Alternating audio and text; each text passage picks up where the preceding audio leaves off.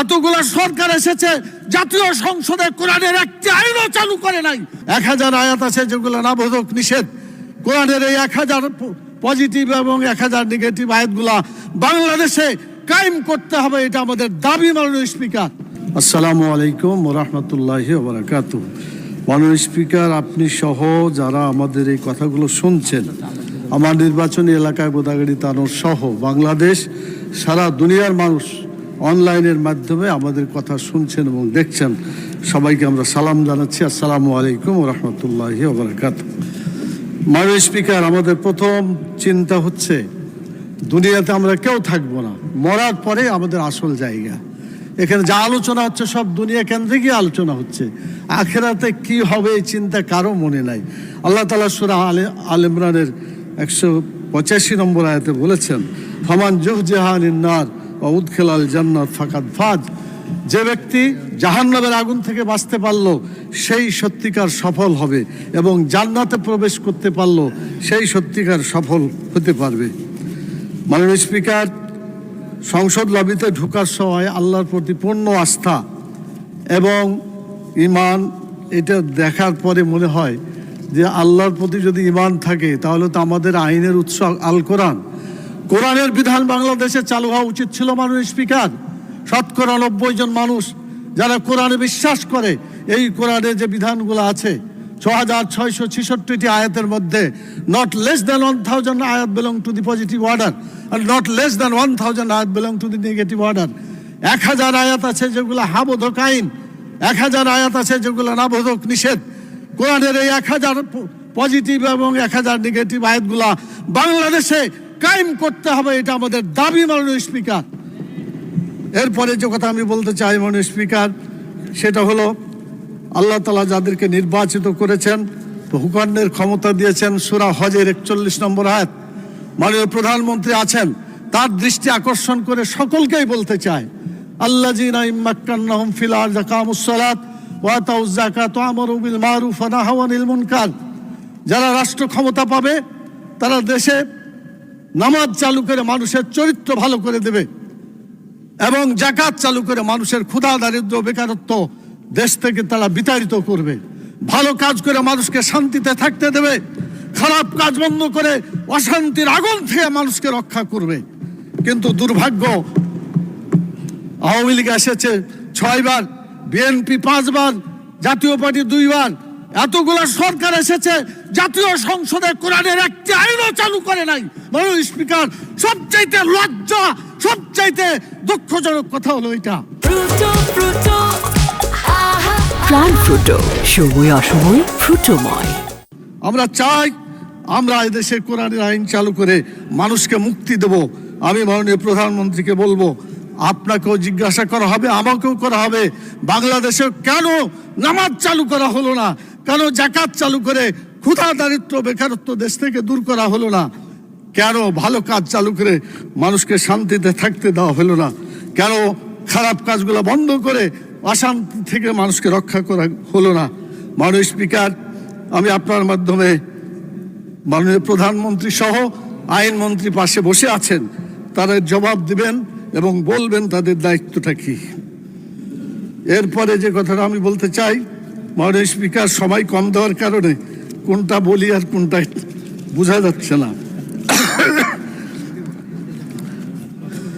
মাননীয় স্পিকার, আমাদের দেশে সুদ, ঘুষ, মদ, জুয়া, জেলা, ব্যভিচার, চাঁদাবাজি, টেন্ডারবাজি যারা করে, এরা কোনো দলের লোক না। মাননীয় স্পিকার, কিন্তু যখন বলা হয় যে এক দল চাঁদাবাজি করে পালাই গেছে, আর এক দল চাঁদাবাজি করার জন্য প্রস্তুতি নিচ্ছে, এটা বলার পরে কোনো দল যদি রিয়াকশন করে, তখন তো বোঝা যায় এই চাঁদাবাজদেরকে দলের সদস্য হিসাবে গ্রহণ করা হচ্ছে। আজকে সিদ্ধান্ত হোক মাননীয় স্পিকার, চাঁদাবাজ কোনো দলের সদস্য হতে পারে না। চাঁদাবাজ চাঁদাবাজি, তাদেরকে ধরতে হবে, গ্রেপ্তার করতে হবে। আজকে বিরোধী দল এই প্রস্তাব দিতে চাই যে বাংলাদেশকে চাঁদাবাজ মুক্ত করতে হবে, চাঁদাবাজ মুক্ত বাংলাদেশ আমরা দেখতে চাই। মাননীয় স্পিকার, এই পরের যে কথাটি বলতে চাই শিক্ষকদের দায়িত্ব আমার উপর থাকার কারণে দীর্ঘদিন শিক্ষকেরা রাস্তায় আন্দোলন করেছে এমপিও ভুক্ত হওয়ার জন্য। তারা মশার কামড় খেয়ে কষ্ট করে প্রেস ক্লাবে রাত্রি কাটিয়েছে। আমি বলতে চাই, মানুষ গড়ার কারিগর শিক্ষকদেরকে এভাবে আর কষ্ট দেওয়া উচিত না। মাননীয় শিক্ষামন্ত্রী এখানে আছেন, প্রধানমন্ত্রী আছেন, সকলেই শুনছেন।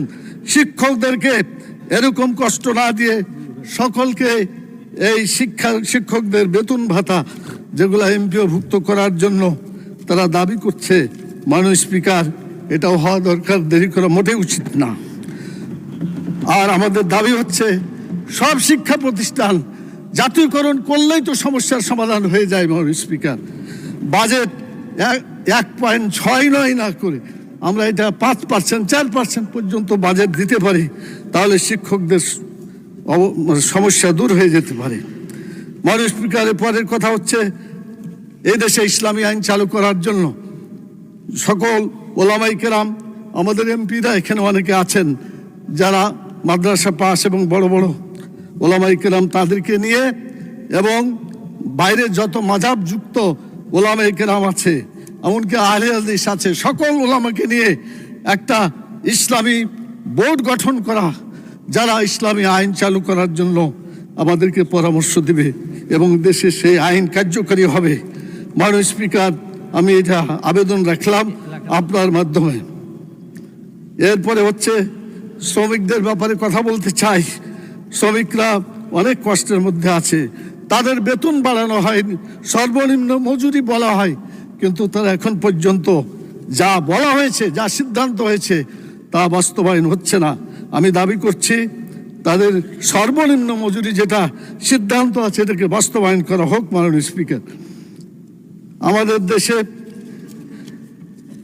সব জায়গায় একই দাবি করা হয়। মাননীয় স্পিকার, সকল এমপি বলে আমার এখানে স্বাস্থ্য কেন্দ্র আছে, মেডিকেল আছে, অ্যাম্বুলেন্স নাই, কার অ্যাম্বুলেন্স আছে, ড্রাইভার নাই।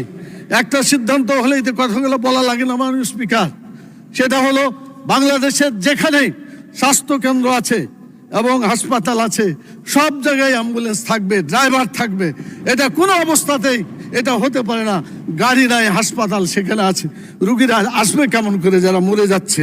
সেই জন্য বাংলাদেশের সকল স্বাস্থ্য কেন্দ্রে অ্যাম্বুলেন্স এবং ড্রাইভার নিশ্চিত করতে হবে। মাননীয় স্পিকার, এরপরে যে কথা আমি বলতে চাই মাননীয় স্পিকার, সেটা হলো গণভোট আর যে সংসদের ভোট যেটা হলো, সেখানে দেখা যাচ্ছে আমরা একটা ভোটে শপথ নিলাম আর আরেকটা নিলাম না, তাহলে জনগণের ভোটের সাথে সত্যিকার ভালো আচরণ করা হলো না, জনগণের বিরুদ্ধে অবস্থান নেওয়া হলো। সেই জন্য মাননীয় সদস্য, আপনাকে আরো 2 মিনিট দেওয়া হলো, এই 2 মিনিটে কনক্লুড করুন। অন্তত 4 মিনিট দেন মাননীয় স্পিকার, আপনি তখন 10 মিনিট পর্যন্ত বাড়াইছেন। আচ্ছা, 3 মিনিট বলেন মাননীয় সদস্য।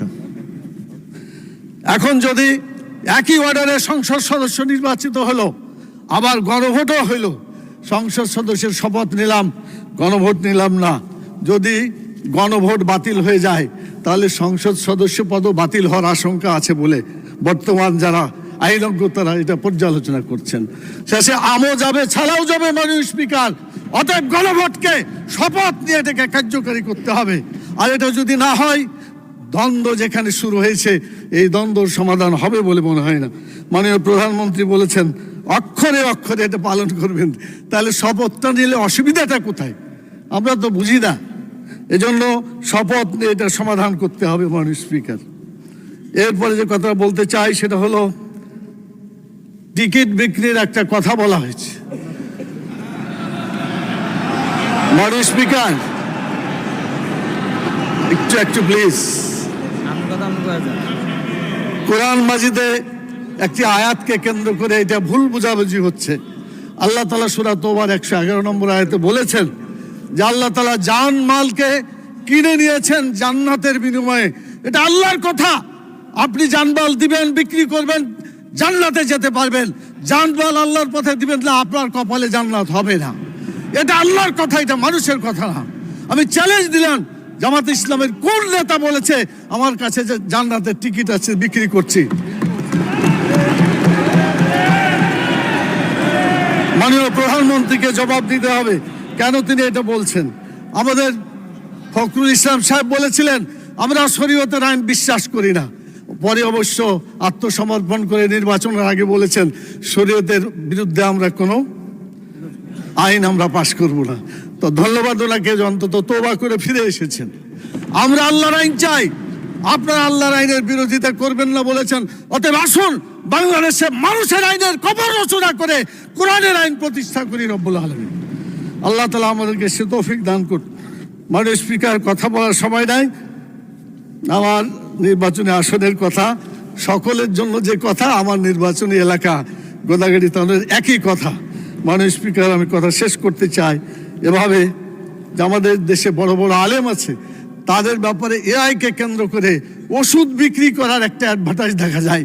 তো এআই যেভাবে বড় বড় ওলামা ইকরাম, আহমদুল্লাহ সাহেব, আজহারি সাহেব, জাকির নায়েক ইত্যাদি, তাদের বিরুদ্ধে যেটা মানে এই সেক্স অ্যাডভার্টাইজ করার ব্যাপারে ওষুধপত্র বিক্রি করছে, এটার বিচার হওয়া উচিত।